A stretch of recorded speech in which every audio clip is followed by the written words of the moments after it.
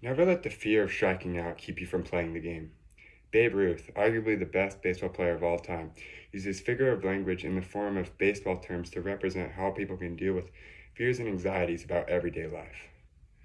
When a baseball player steps up to the plate to try to hit the ball off a pitcher's throw, they'll either walk to first base because of bad pitches, hit the ball and run the bases, or get struck out.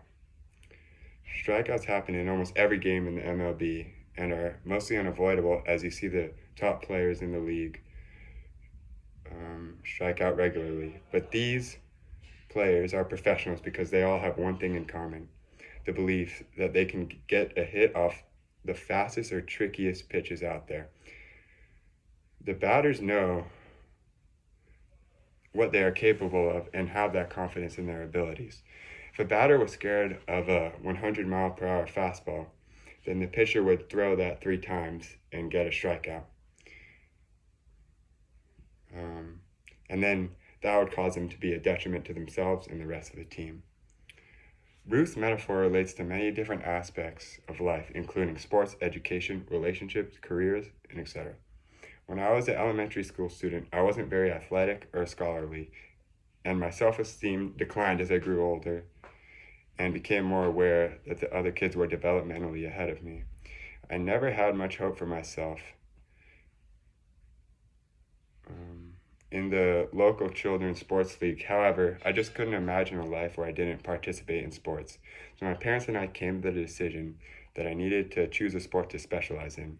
I didn't feel like I would be able to compete with my peers in the popular sports such as basketball, baseball, or soccer, so we decided that I should try out water polo. Water polo is a much more popular sport in Europe, but there is a hotspot of players and programs in Southern California. After my first practice, I was pretty disappointed in myself because I was one of the slowest in the pool, and also wasn't able to tread water like the rest of the players. And after that practice, I felt like quitting, but after a long talk with my parents, I came into the next practice with a learning mindset and accepted my place as one of the more inexperienced players on the team. With each passing month, my speed and my ability to tread water improved rapidly, and I started to actually look forward to coming into practice and trained.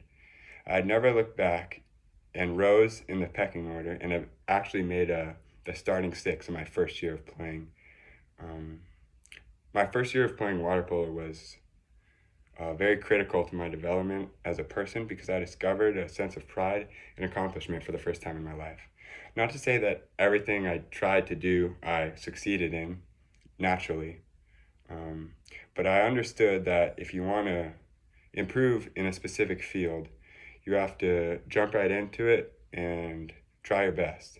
It's not always easy to do this when failure is likely, and with failure comes emotional or physical suffering.